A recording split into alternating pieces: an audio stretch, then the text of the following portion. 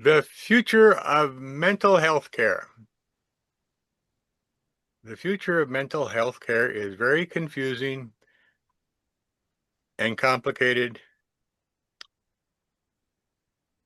and nobody's planning it. It's going to be like Topsy. I did this collection of videos.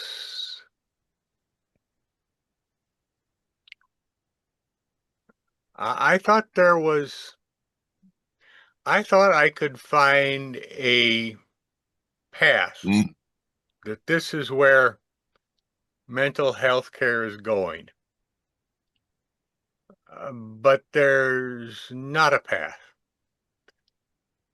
There are drugs, there are talk therapies, there are AIs. I look at my thing, I see pain.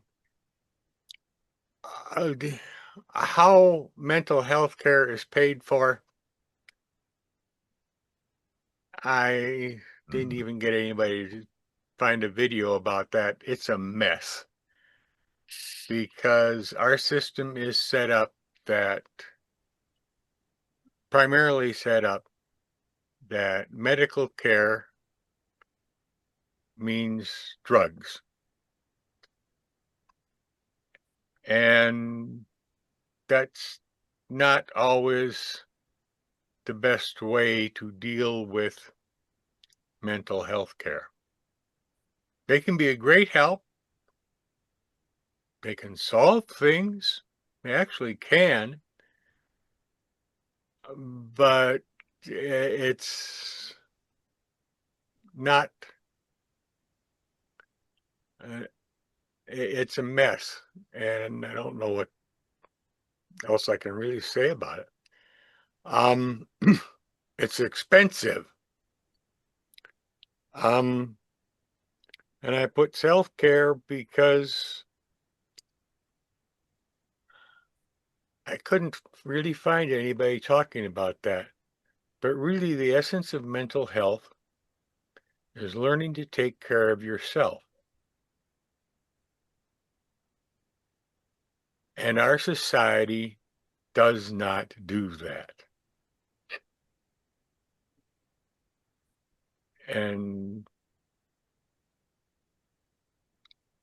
But anyway, there's Would it be, assortment of different options and branches. This is mental health care. I came to think of this as a tree. And right now, we're standing at the ground, and there's this big walnut tree. And it climbs up in the sky, and this part, and there's this part, and there's no common path to the different parts and ways of doing this. There are pieces that we can look at, and that's what the videos are about. Mr. Greider. would it be reasonable to say, besides that it's complicated, um, and that they've been looking at extremes as, quote, mental disease,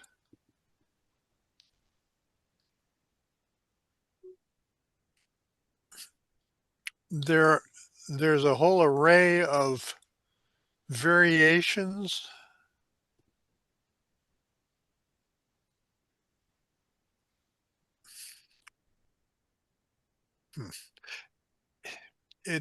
It's not as if we have a good definition of mental health. We don't. And our medical system isn't really designed to create health. we have to do that on our own, and we're learning more and more about how to do it.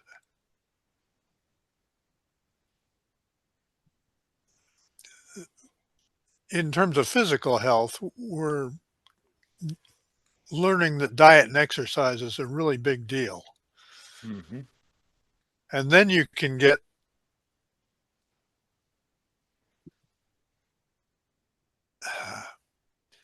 interventions that bring you back to, quote, healthy.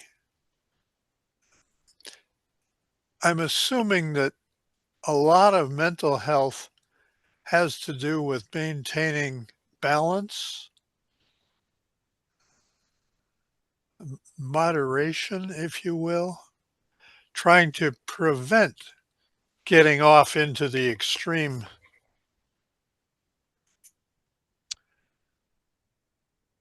um, Cognitive behavioral therapy is sort of what I've heard about in terms of mental health. Um, Talk therapy, the psychotherapy. Yeah, it's very expensive and it's very client centered and it takes a long time.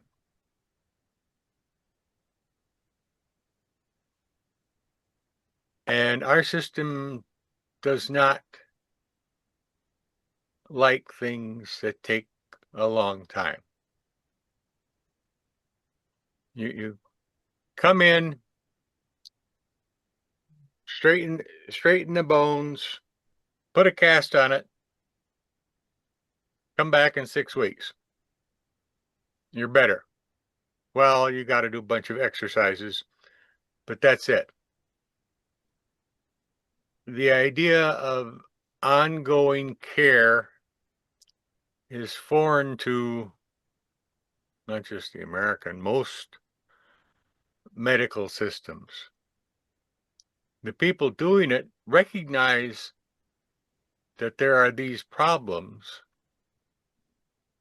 but the system is not set up to do them. I mean, so I had a cut in my finger. I got 3 stitches, and now 2 weeks later, it's going to take another 2 weeks probably before the skin is all completely returned to normal. But then it's going to be all fixed. And most mental health care does not work like that. And some of mental health problems are due to brain problems, how your brain is wired. Some of it is due to your mind's response to stresses, some of them probably going back to infancy. Um, babies who had experiences of abandonment, repeated abandonment, not being paid attention to, tend to have psychological problems later in life because they are unable to properly form trust bonds. Other people who were um, cosseted, continuously cared for, never left on their own, form the opposite problem. They trust too much. And the mind is an organ that has to learn balance, not the balance provided by your ears, but your relationship to the outside world. And by the time someone shows up for mental health care, they've usually had a decade or two of mistreatment in one way or another, including self-treatment with alcohol and calories and violence and a bunch of other things, all of which change the wiring in your brain and your mind. We'll set aside the the distinction between brain and mind, because one is brain is chemical, so to speak, and mind is something else. Mind is, when I was a lot younger, I thought the mind was your brain was a computer, and mind is the program that runs it, or runs on the computer that your brain is. And I now realize that's a vastly oversimplified understanding, but it's a piece of it. If you are taught very young that the world is a way, it's going to be very difficult for you to see the other way someone sees something. And even if you do, it's going to be very hard for you to communicate that to the other person who is having the same problem you are having about your brain. It is a puzzlement. And broken legs, appendectomies are things that are easy to diagnose usually, and there are good processes for dealing with them.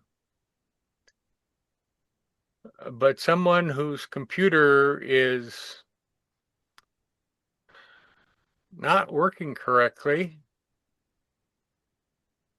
either by previous training or because of organic problems or because of accidental problems,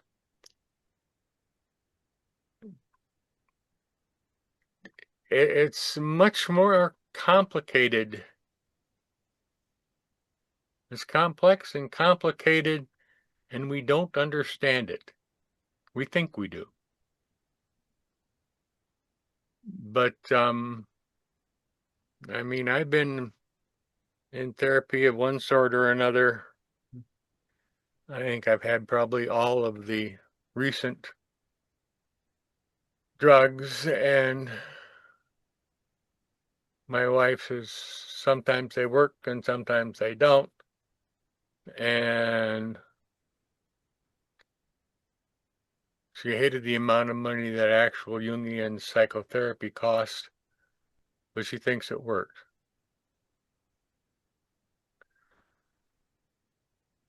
It's a long treatment plan, though.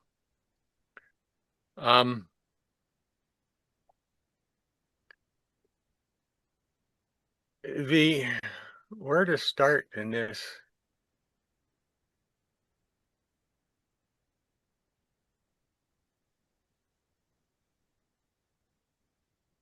Dan has his hand up. Yeah, Stan? A couple of things I want to point out was that I'm going to be doing a session, I think on the 7th, on the gut-brain connection.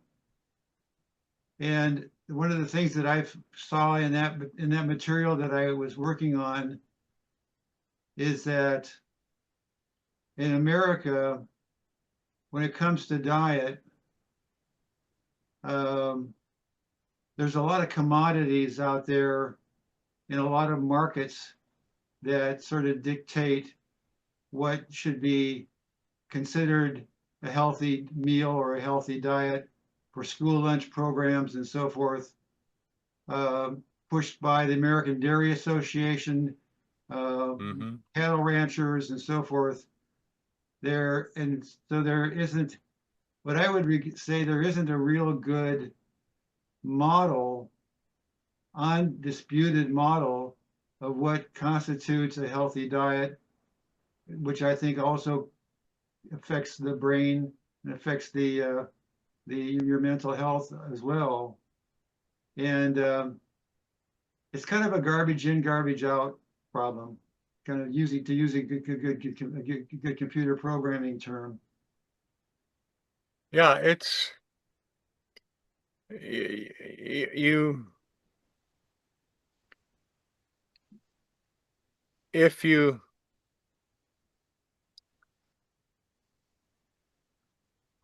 big city schools especially have a problem because their students are coming from a variety of cultures. And what this culture thinks of as an appropriate meal for a 10-year-old versus what this culture thinks of as an appropriate lunch for a 10-year-old versus what that culture thinks of as an appropriate lunch for a 10-year-old. I mean, the poor cook has to find some middle way. You can provide 3 meals and satisfy the 3 different cultural standards, but that makes for a very difficult job in the kitchen. And how much attention do you pay to providing for half of your students are on diet A, and then 25% are on diet B, and the other 25% have different 3 or 4 or 5 other standards. And how you yeah, it brings up the Mankind Project. How do we provide sufficient nutrition for all of these students? And part of the problem is that nutrition is not the one meal you get at lunch. You should supposedly have a breakfast and a supper and maybe a snack or 2 during the day. And different cultures have different standards for these. And most cultures' diets, if you follow them, are fairly healthy for a human being. Not all of them, certainly. The American diet has far, far, far too much sugar in it. But what kind of proteins do you eat? I mean, you can make a healthy diet that only has beans for protein, but it's going to be very boring very fast. And you can have to say, I remember once when I was a kid, we had guests over for Sunday dinner, and we were sitting down, and my sister said, "Pheasant? Again?"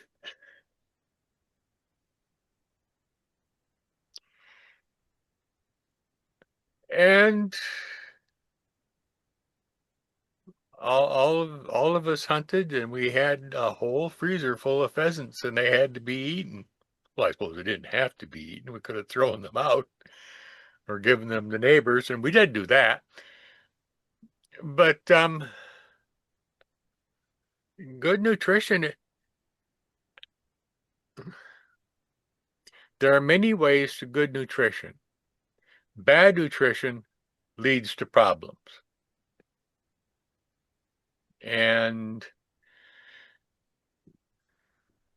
unfortunately, if the bad nutrition occurs to a child, that's going to influence their brain, the actual biology in their brain, which is going to produce problems in mind later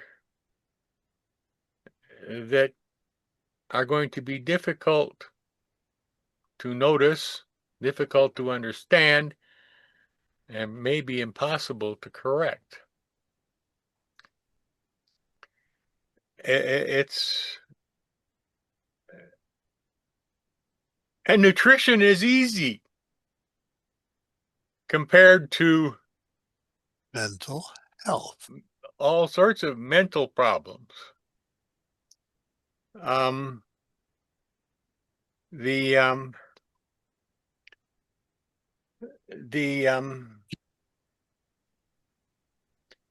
we keep thinking, or at least I keep thinking, because I keep having been in therapy of one sort for so long, that there must be some way,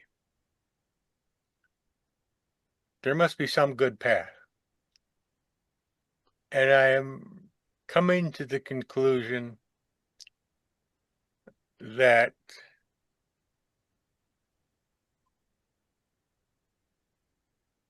there is no path that can be prescribed from the outside. This is one of those things where the patient has to heal themselves if they can. The drugs can help, the drugs can hinder, the drugs are not the cure. The drugs help you find better paths. I have ADHD. I take an ADHD drug. It's supposed to help me be more focused, more able to not be ADHD like. My friends who know me can tell whether or not I've taken it. I don't notice that.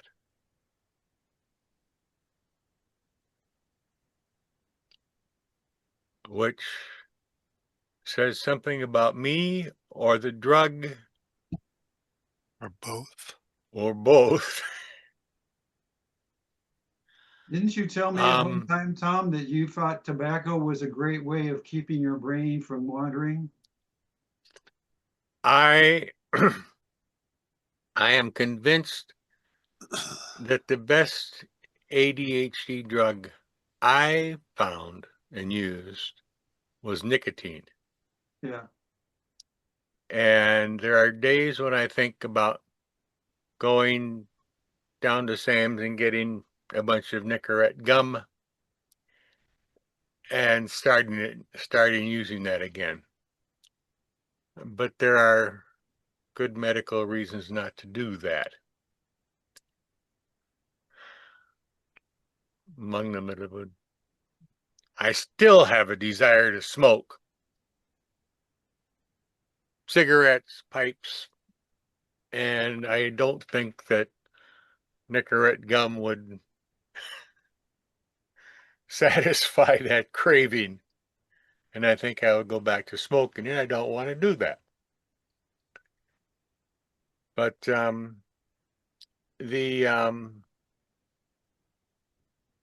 part of the problem in all of this is that mental health care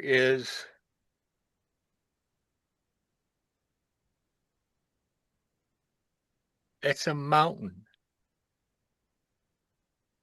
There are valleys and trees and all sorts of features to it, and it's not one thing. And appropriate care for someone with this mental problem,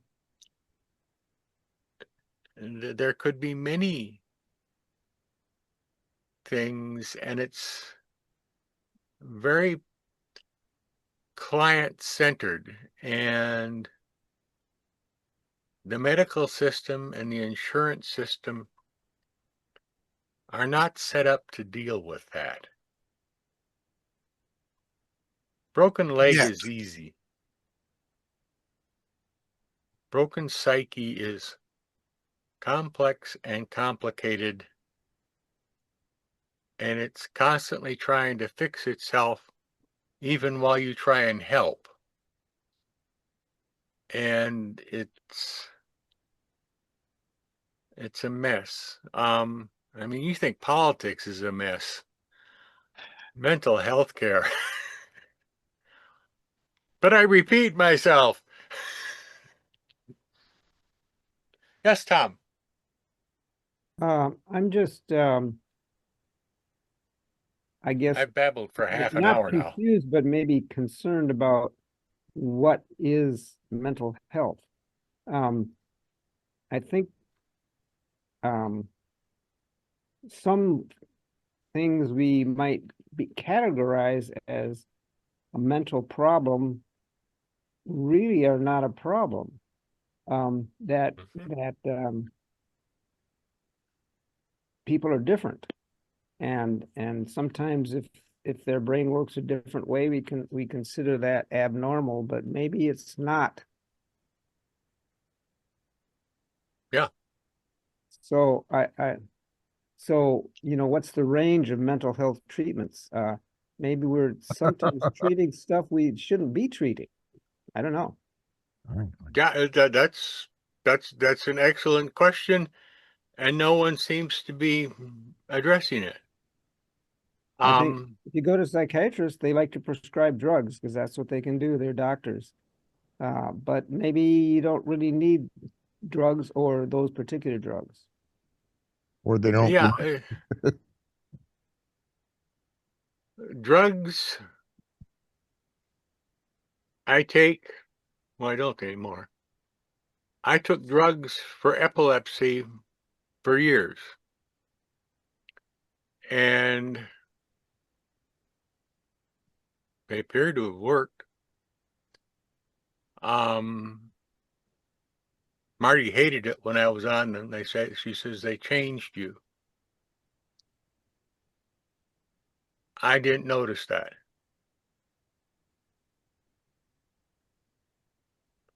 I did notice that some of the pre-seizure symptoms, the auras before a seizure, disappeared. I didn't notice other changes, but my wife did, and some of my friends did. So it's the human mind.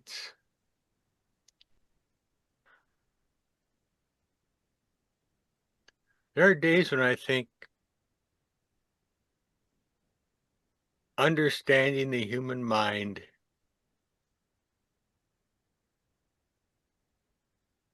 is standing on the island in the Lake of the Isles in Minneapolis, I forget what its new name is, and saying, I'm going to understand the world.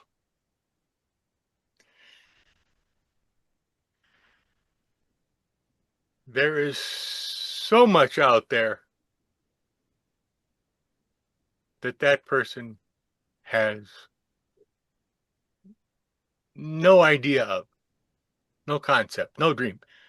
They had never thought of mountains that are blue. They have never thought of birds that swim instead of fly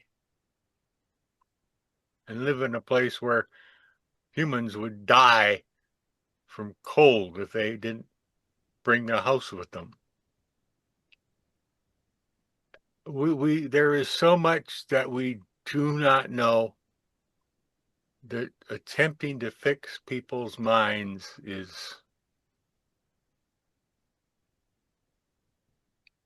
I'm not going to say it's hubris, but it's tempting because people are so complicated. Mr. Walsh. Well, I think Stan was just ahead of me. Oh, One of the things that I did my degree in philosophy, and then I joined the army. I know that sounds weird. And I said, when I joined the army, I said I wanted to go to Germany. All the other stuff you can choose. Well, that's what they told me. So they said, okay, you're going to go to Germany. You're going to be a tank mechanic, and you're going to be in the 3rd, 7th Cav. So my experience having done both philosophy and maintenance is as follows.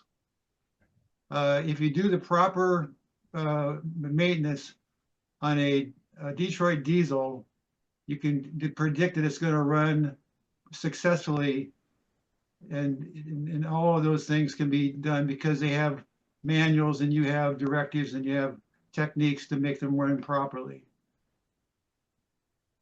That doesn't work that way for people.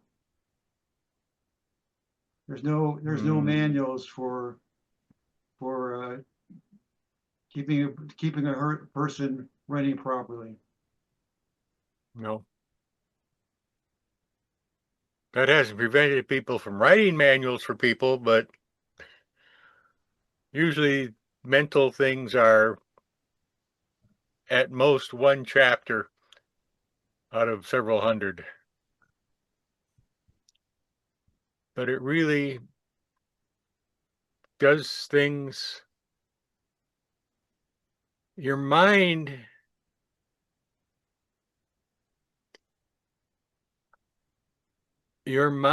controls so much of you, and you don't understand. It's the thing about running that I talked about earlier. I never thought of myself as a runner.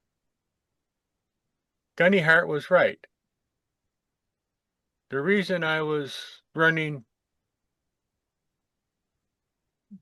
25-minute 3 miles was psychology. When I was paced to run a 15-minute mile, I did it.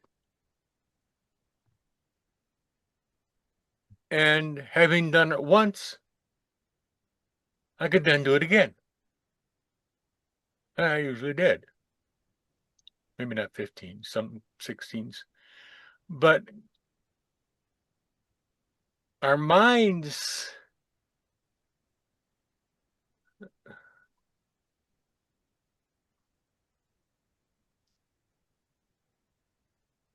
are in control, we think, and maybe they are, but it's not a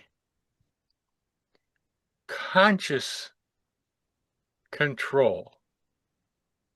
Other people know things about us that we don't know. And even when they try and tell you this,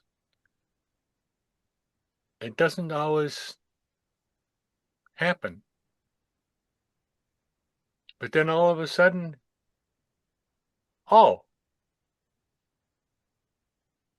and that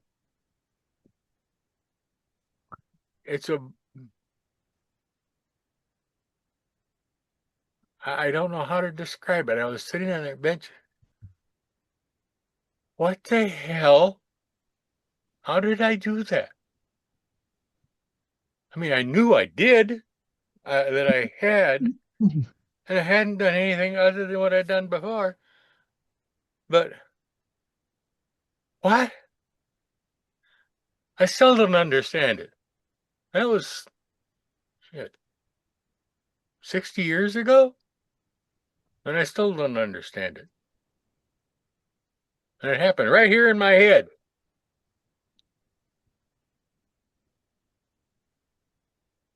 Mr. Walls. I thought I had something, you had mentioned nicotine. I thought I had something interesting on that, but it turns out nicotine wasn't involved. It was a study with spiders done about 30 years ago, I think by NASA, to determine the effect of psychoactive drugs on web building in spiders. And it is very interesting. Oh, yeah. That's The drugs were marijuana, LSD, caffeine, benzodrine, sleeping pills, and compared to the normal webs, all of them, even caffeine, ended up with a really weird web. They could not build effective webs. I thought nicotine was one of those, but apparently it wasn't. So maybe nicotine isn't psychoactive the way these other drugs are. yeah. Those Part kind of this is that some drugs seem to work more on the mind, and some of them seem to work more on the brain. Now, the two things are intertwined.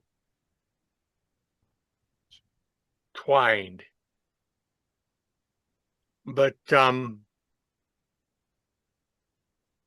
and which drugs do which?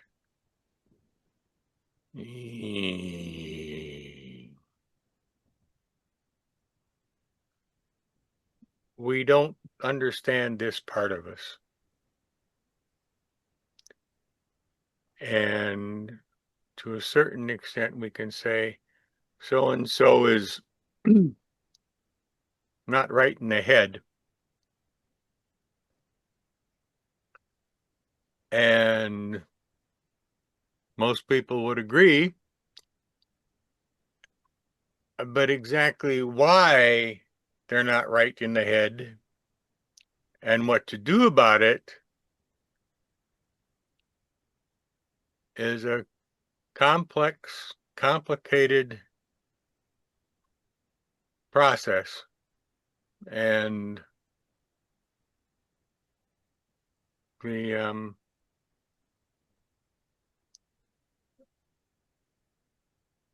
finding a long time ago, I got to play with an early version of a computer program. Ours was called Liza.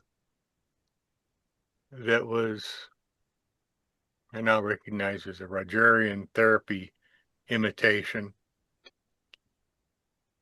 And I thought that things would have progressed greatly since then. And to a certain extent they have, but not to the point that they're, well, that's not true. They are usable, but they are not nearly as effective as actual psychotherapy. But they can be helped. And this part of it is just the whole diagnostic problem. Tom isn't right in the head, meaning me. So what do we do with him?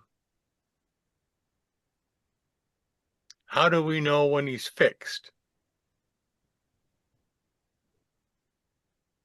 And the current thinking in the medical profession is that I am fixed now because I can do this and I can do that and I can do these other things called for in living in society.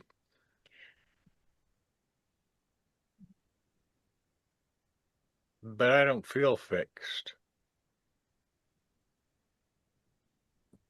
And I know that that feeling, pardon me, is not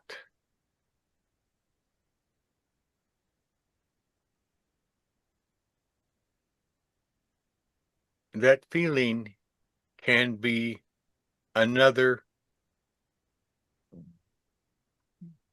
fantasy.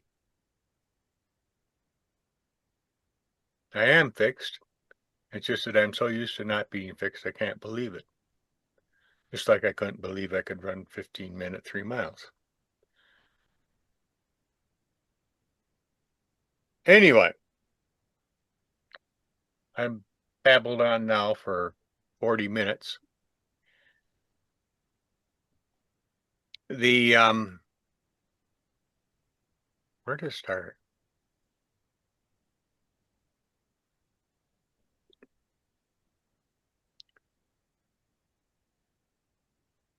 Probably the first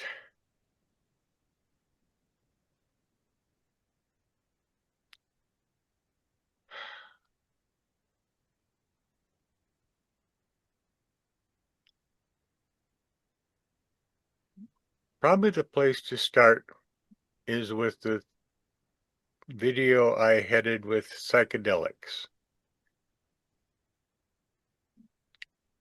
These are drugs that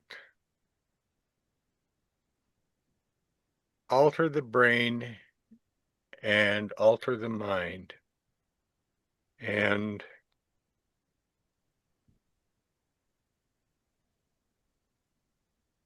they will eventually, I believe, 20, 50 years, be somewhat standardized in their use. At the moment, they're not.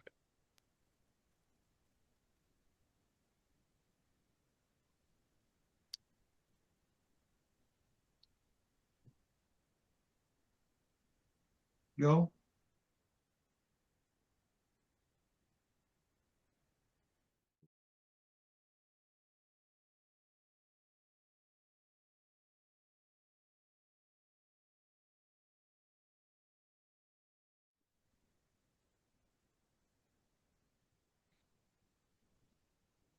This is, I work with a group that does a lot of stuff with plant medicine. I've never gone there. I don't think I ever will.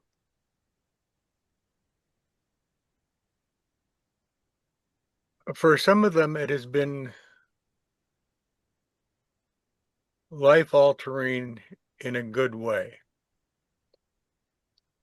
For others, it has been life-altering in a not so good way. And there are,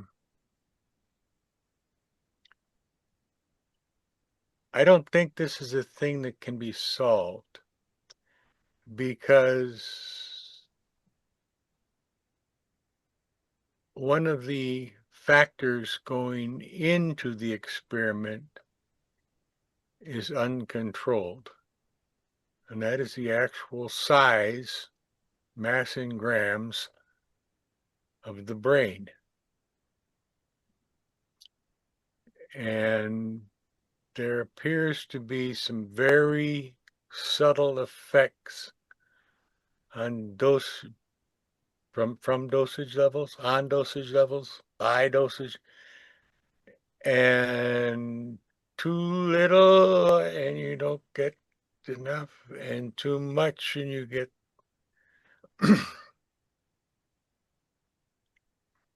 there's a narrow band of effectiveness, or too little You don't get an effect too much, you get a bad effect. And the right dose is tricky to find. And when you're dealing with actual plants, which this group is doing,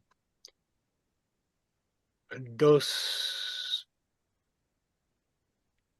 precision is difficult.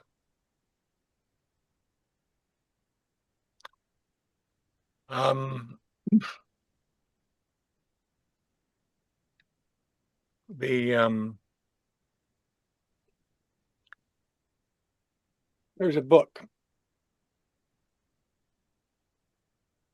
I got a new copy the other day.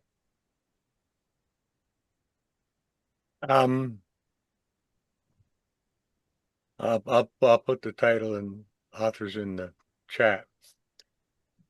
This is a cookbook of psychedelics. And it's presented as a fictional adventure by a couple. The chemistry is supposedly correct.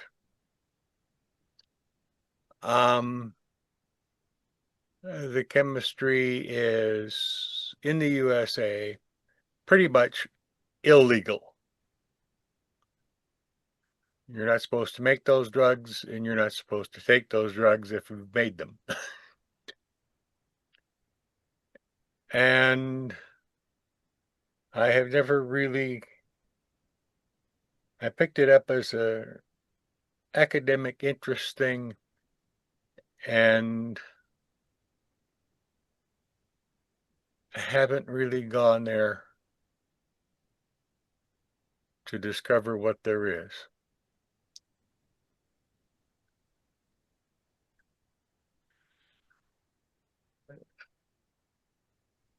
I'm not sure why. Probably because I've always, pretty much always known my mind was screwed up, and unauthorized tinkering seemed to be not the best path forward.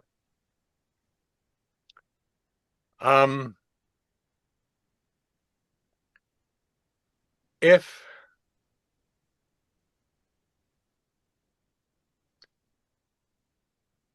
I don't know.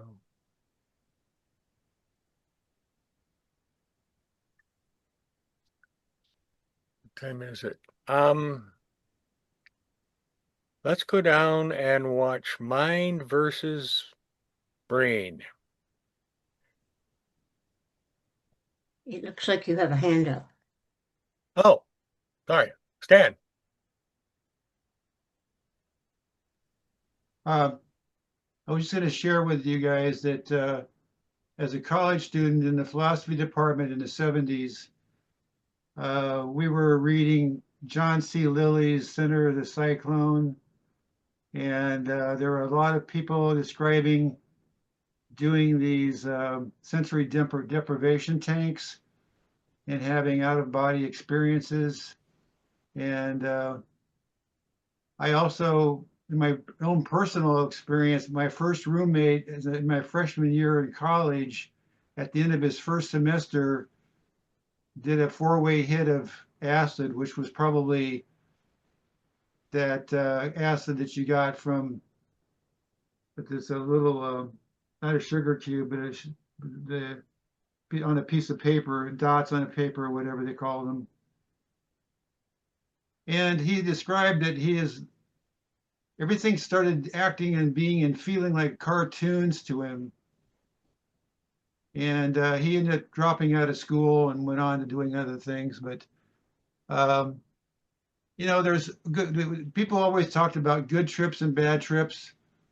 a feeling of being closer to God and a feeling of going to hell and all that kind of thing.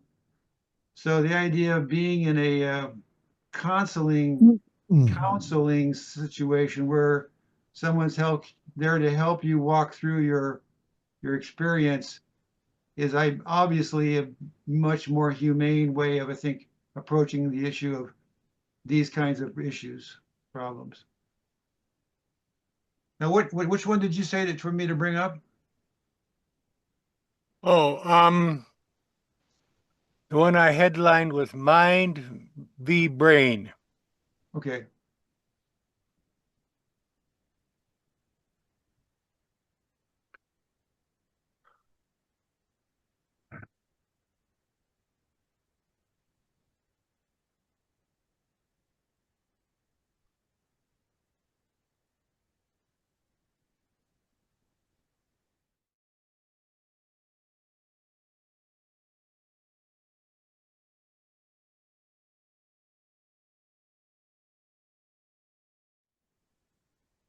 Okay, well, I'll say one thing, and that is that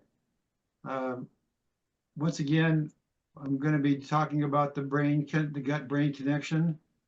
I think that a lot of this discussion about the brain is a little bit too brain-centric, and so I'm looking forward to seeing more research in the future tying in the relationship between the gut and the brain, especially because the vagus nerve, which is the connection between the gut and the brain, directs information going up and down between the gut and the brain.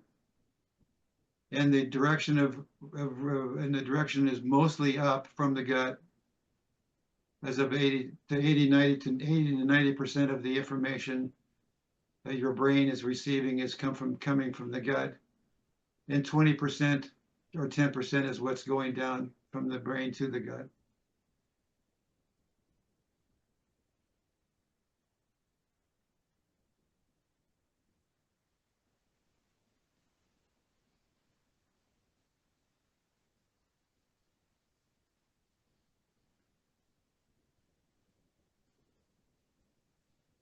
Um,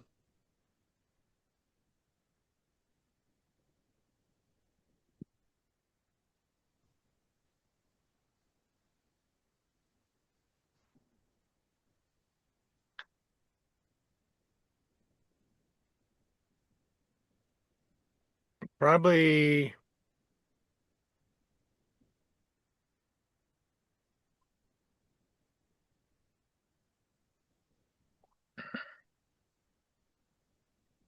we don't really. Your new therapist is an AI. Not with their title. That's my title, not theirs.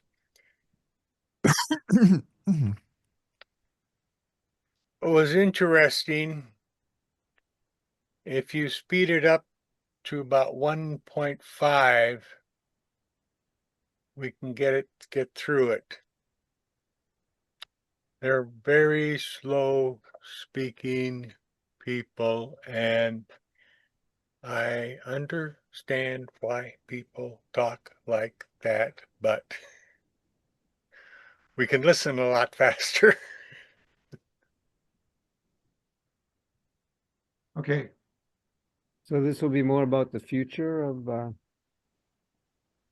treatment. This is about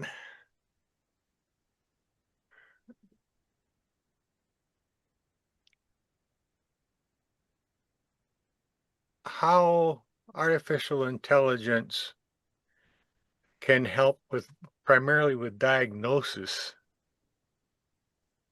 I think. But I had really hoped to find that we had gone far beyond the self-care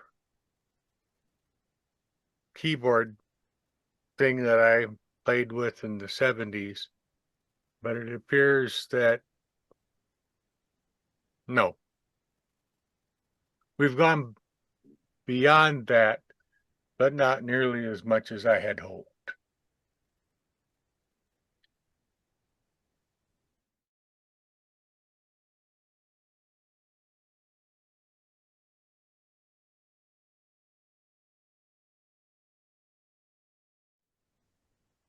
Double speed was a little too fast. Yes. 5 or 2. 1.5 was okay. Mhm. Well, I just wanted to get done by noon. Um, the one thing that I would want to say about the idea that psychiatric care becomes an ongoing self-help situation is that the more you engage more people into the community of mental health care, you're going to actually enhance or get more demand for mental health care. In other words, the supply demand problem is going to be more weighing more on the supply side, but you're going to have the ability to meet that supply with the presence of AI. And so I think there's going to be more of a general awareness. I mean, even Demis Habasis, coming from a programming side, decided to take classes in neurology because he needed to see that connection between the brain and how the machine learning technology works on the AI side. He got his doctorate in neurology, brain research, and so did Dario Amodei, was the one that's head of the leading coding AI now, Anthropic. So that's encouraging. As far as mental health, I don't. It's still at the witch doctor level. I think Medicine Man, and then after endless thousands and thousands of trial and error, they figured out that certain drugs will suppress certain unpleasant symptoms for some people, for most people, in some certain circumstances. And that's about where it's at. They're not going to really solve mental health, make it a science until they understand how brains are supposed to work. And that's, I can't understand why there's not a massive effort. And that's required for other things like just human survival with all the nuclear and biological and drone weapons that we've got. We got to understand how brains are to solve all of these huge problems. They all come. Part of it comes down to needing to understand how brains work. And I'm going to go at it again when the Grok has their next improvement. They're getting good already. Maybe March, I'm going to go back at brains and see what, if anything, is understood now. That Numenta was Jeff Hawkins' company, was a private company, was making headway in understanding the neocortex, especially their 1,000 brain model about the cortical columns. And now they seem to have diverted to make money trying to exploit what little discoveries they've made and implemented in AI. But I don't know. There's really not much to say because not much is understood. Until that's Part done. of part of this is that if we're all the same, this is going to be a very boring world. We're not quite. There are all kinds of interesting and frustrating differences. Yeah. Mr. Walsh. For the past 100 years or so, psychiatry's been a behavioral science, which is kind of a contradiction in terms. Yeah. But as it becomes more of a physical science, I think there's a lot of potential there for it to actually figure out what's going on and solve problems, create treatments, get answers to what's really going on and what to do about it. Right. So I think AI can help in that regard, but that's not the total answer. They can test models that, they can take all the physiological and anatomical data and then make hypothetical neural network models of the human brain. And then AI will be immensely helpful in testing those and seeing how close they simulate actual. Well, they're going to start with simpler brains than human. I think. I don't know why they haven't done that more. Just I can't understand it. I'm going to going to ask Grok to help me with that in their next improvement in a month or so, hopefully. I think once they get to the point where you can talk speech to the medical AI, they will be able to do a reasonable job of sorting out who's depressed, who's anxious, who's insert your favorite label, and move them into treatment for those things instead of depending, because the AI can spend much more time than the treating doctor in doing the initial diagnosis or separation or whatever. Long-term therapy with an AI, yeah, I suppose it's possible. David.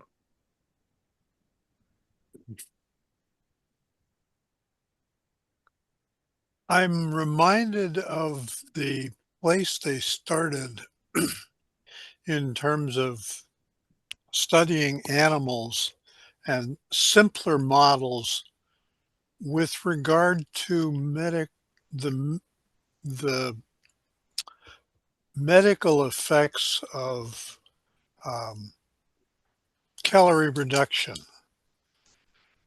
They actually started with some single-celled animals, yeasts, and other single-celled organisms. Mm-hmm. And found that the trends seem to apply all the way up to humans from there. Mm-hmm. But we really don't understand how to communicate, even with dogs and cats, much less up to porpoises and orcas and whales. And they're talking about perhaps reaching that point. There is some recent empirical progress in both communicating Yeah. with crows and whales. Some surprises. Yes, exactly. Mm-hmm. But to understand how the physical brain works with simpler brains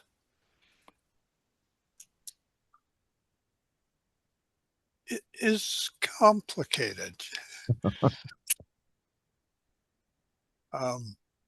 Yeah, I proposed many decades ago at the MIT AI labs to start with trying to model this simplest thing there's known to have memory and some learning, like planaria or some E. coli,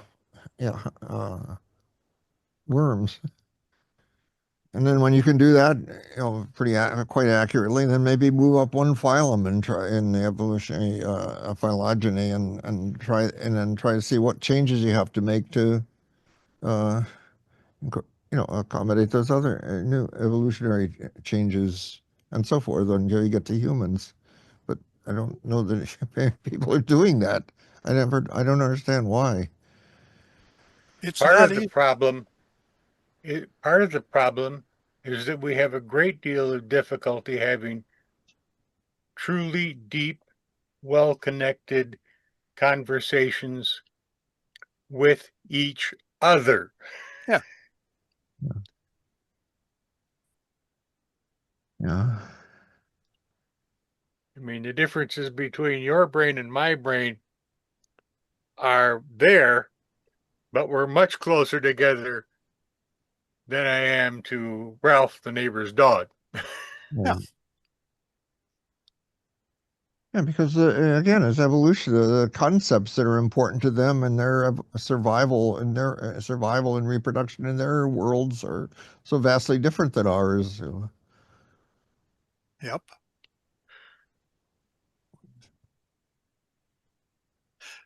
And when we use the same word, red, for example, we get close, but it's not at all clear that you see red the way I do. And we know that there are people who don't see red and green. They actually see shades of gray. It's sort of amazing that we communicate as well as we do. And some people, the senses overlap and they hear or smell colors Mm-hmm. Mm-hmm. with it.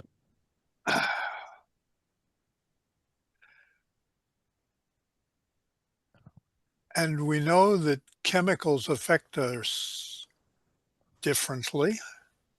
Uh-huh. The different reactions that we have to the same chemical. And we're just very early on understanding gene expression. Oh, right. To say that it's complicated is, we don't have the language to talk about how complicated it is. Well, we only have 22,000 genes. Well, but how many combinations and permutations can you make? 22,000 Yes. That's a different. very, very large number. Yes.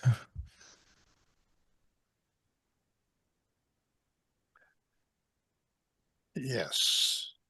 And since you be talking about connections, not just arrangements, it's going to be like a double or triple factorial of the number of simple connections.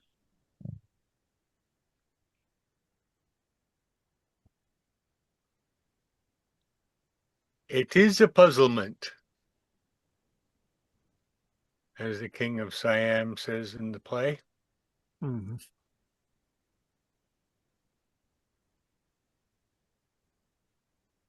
So, any conclusions? In conclusions, AI is not going to save us, at least not for A while. the next 20 or 30 years. I doubt that I'll see an actual AI therapist. I have fond memories of my therapist. I have fond memories of playing with Liza. Yeah, computer here a little bit. Therapist did more for me than Liza did, I have to say.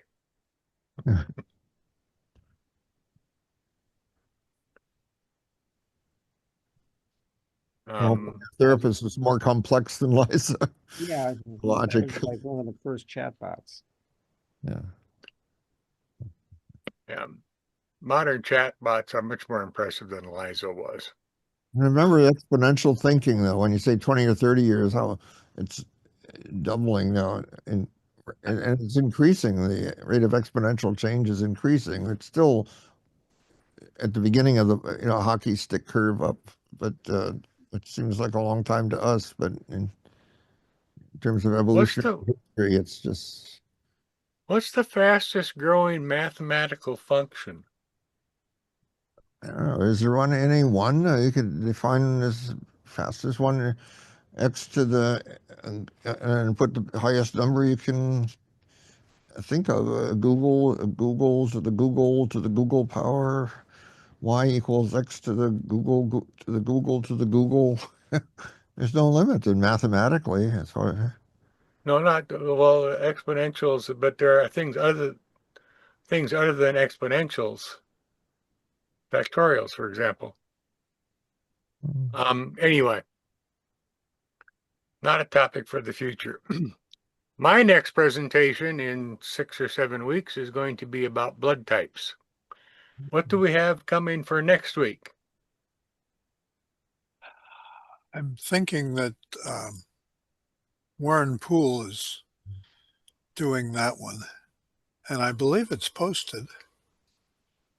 And Eric, you're talking about doing 2 weeks from now, is that right? Yes, basically the huge wave of redundant mostly white-collar jobs as coding is growing exponentially more effective and accurate and complete. It's just right now Claude, it seems to be in the lead, though there's very strong contenders, basically Google and Grok. Grok's only about 2 years old, and they're growing the fastest in exponential power and intelligence. So who knows? Yeah, talk about mental health. You want to link that to the present. What's going to be the effect of huge swaths of the people, like especially people that got college degrees, went through all that, and they're 100 to 200,000 in debt, and now they can't get a job. Even STEM computer science grads, they don't want to hire new trainees because they figure, well, they got to spend trillions on to stay in the running for training their super AIs, and the only way they can save money is by having, well, they'll figure they'll have the more experienced people in every field, the most advanced computer programmers and accountants and stuff, just doing the programming and generating all the reports and law and all those fields. Well, the one I'm going to do is he has a lawyer friend, a senior lawyer, and he's not even, having the legal aids and the beginning lawyers do his basic research for him anymore. He just has Grok or what do you call it, Claude do it for him, and it's getting better and more accurate, less hallucinating all the time. And one more, it could get a complete case, ready to present in court. Very complex cases, all the background information they want, and charts and graphs and all that sort of thing. Well, what's going to be the effect on mental health when all these people find out they're economically redundant after all? They played the game, they followed the rules, they studied, they got a degree, Mm-hmm. Thanks for another great presentation, guys. I've got to go myself. Anyway, I'll see you next week. Anyway, You could I describe have to go. You could describe that as a capital labor issue. Yep. There was a classic story about Edison and Ford walking through a Ford plant, and Edison said, I could probably replace 35 of those guys over there with some machinery and so on. And Ford said, well, I need these guys to work here so they can buy my cars. But the rich people can just buy more and more yachts and palaces and on trips into space. They can. I mean, I don't think there's any limit. The rich billionaires have not found any limit of how much money they can spend to keep the economy going. Except that it isn't keeping the economy going. Yeah. The giant mega yachts seem to crash a lot. Rich people cannot keep the economy going. They need the middle class to keep the economy going. Well, there's not enough rich people. A lot of technicians and electricians and plumbers and things still, but I don't know how many of the traditional white-collar jobs are going to be. I think huge swaths of them are going to become redundant rapidly within a couple of years. Right. So our government and economic systems really need to catch up. We're going to be having good problems cater to otherwise. And the history of adaptation is not encouraging. No, it's not. Advances in the Industrial Revolution. Look how long it took to adapt to the advances of the Industrial Revolution. Yeah, well, I got to go. Okay. Thanks, Tom. Yes. Thank you. Yes, thank you, Tom. Very nice talking. Thanks, yeah. Okay.